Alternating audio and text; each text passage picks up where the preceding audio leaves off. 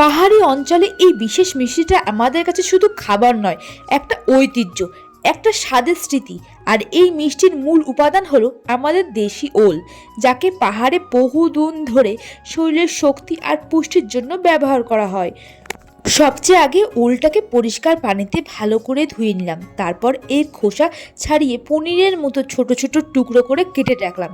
এই টুকরোগুলোকে 2 দিন রোদে শুকোতে দিলাম, যাতে ভেতরের আর্দ্রতা পুরোটা বেরিয়ে গিয়ে এগুলো আরও শক্ত ও পুষ্টিকর হয়। এরপর নিলাম পাহাড়ি ভেষজ আর প্রাকৃতিক উপকরণ: চাইনিজ ইয়াম, পদ্ম বীজ, বার্লি, কালো আলো, তিল, সাদা বিনস আর অল্প একটু শুকনো আদা। কড়াইয়ে এগুলোকে খুব হালকা আঁচে ভেজলাম, এমনভাবে যাতে গন্ধটা বেরিয়ে আসে কিন্তু কোনোটাই পুড়ে না যায়।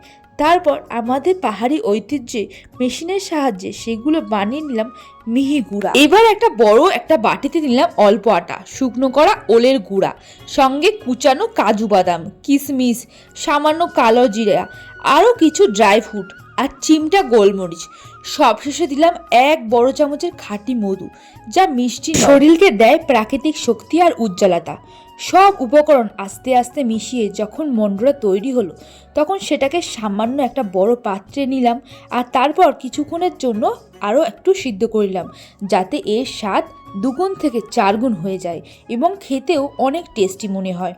কিছুক্ষণ সিদ্ধ করার পর সেই জিনিসটাকে হয়ে যাওয়ার সাথে সাথে একটু নামিয়ে নিলাম। নামিয়ে নিয়ে সেগুলোকে ছোট ছোট টুকরো করে কেটে নিলাম আর ওপর থেকে ছিটিয়ে নিলাম আর একটু চিনি, সাথে কিছুটা পরিমাণে একটু বাদাম, যাতে স্বাদে আসে কোমল মিষ্টির ঝলক। আর দেখুন, এভাবে তৈরি হয় গেল আমাদের পাহাড়ি সুস্বাদু পাহাড়ি কেক।